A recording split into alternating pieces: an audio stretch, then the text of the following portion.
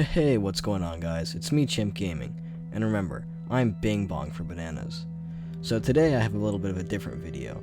I'm going to be doing a top 10 tips and tricks for Chivalry Medieval Warfare.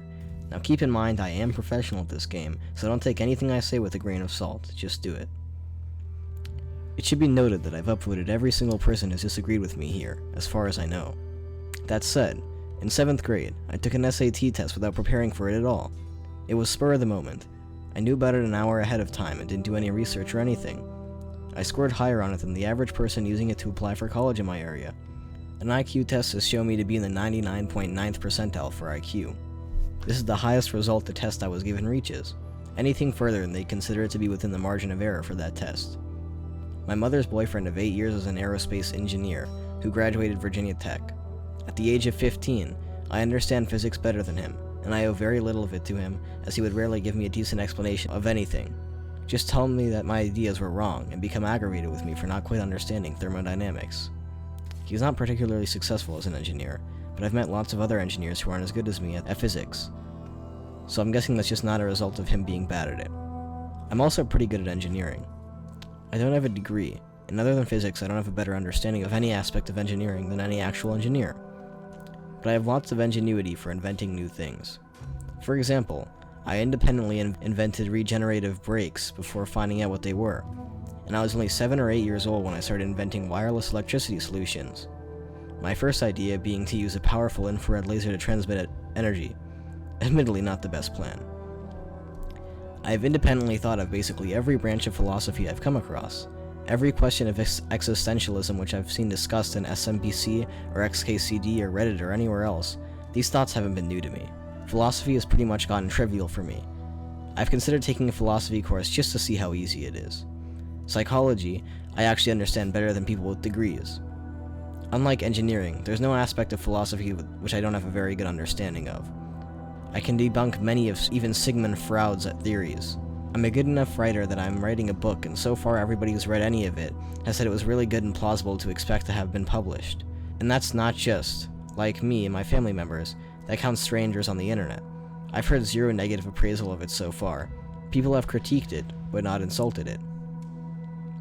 I don't know if that will suffice as evidence that I'm intelligent. I'm done with it though, because I'd rather defend my maturity, since it's what you've spent the most time attacking. The following are some examples of my morals and ethical code. I believe firmly that everybody deserves a future. If I were to capture Hitler at the end of World War II, I would be against executing him. In fact, if we had any way of rehabilitating him and knowing that he wasn't just faking it, I'd even support the concept of letting him go free. This is essentially because I think that whoever you are in the present is a separate entity from who you were in the past and who you are in the future, and while your present self should take responsibility for your past self's actions, it shouldn't be punished for them simply for the sake of punishment. Especially if the present self regrets the actions of the past self and feels genuine guilt about them.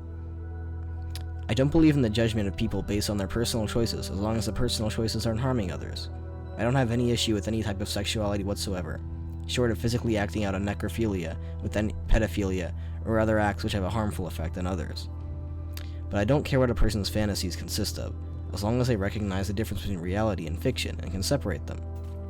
I don't have any issue with anybody over what type of music they listen to, or clothes they wear, etc. I know that's not really an impressive moral, but it's unfortunately rare. A great many people, especially those my age, are judgmental about these things. I love everyone, even people I hate. I wish my worst enemies good fortune and happiness. Rick Perry is a vile piece of shit human being deserving of zero respect, but I wish for him to change for the better and live the best life possible. I wish this for everyone.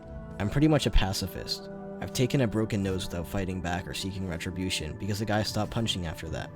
The only time I'll fight back is if 1, the person attacking me shows no signs of stopping, and 2, if I don't attack, I'll come out worse than the other person will if I do. In other words, if fighting someone is going to end up being more harmful to them than just letting them go will be to me, I don't fight back. I've therefore never had a reason to fight back against anyone in anything serious, because my ability to take pain has so far made it so that I'm never in a situation where I'll be worse off after a fight. If I'm not going to get any hospitalizing injuries, I really don't care. The only exception is if someone is going after my life. Even then, I'll do the minimum amount of harm to them that I possibly can in protecting myself. If someone points a gun at me, I can get out of it without harming them. I prefer to do that over killing them. I consider myself a feminist. I don't believe in enforced or uniform gender roles. They may happen naturally, but they should never be coerced into happening unnaturally. As in, the societal pressure for gender roles should really go, even if it'll turn out the majority of relationships continue operating the same way of their own accord. I treat women with the same outlook I treat men, and never participate in the old Reddit "women are crazy" circle jerk.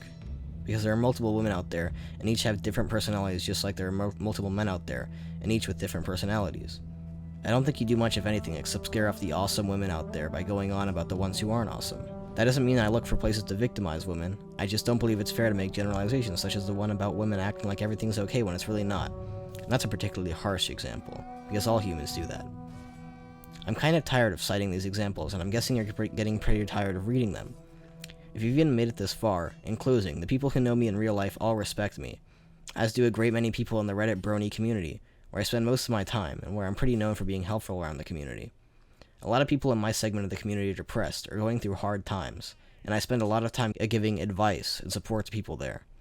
Yesterday, someone quoted a case of me doing this in a post, asking everyone what their favorite motivational/inspirational quote was, and that comment was second to top, so I guess other people agreed, though, granted, it was a pretty low-traffic post, only about a dozen competing comments, and, I'm a pretty good moderator.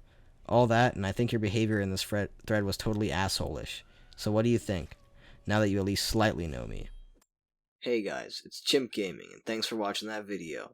Hit that like button, and subscribe if you're new. Are we alone in the universe?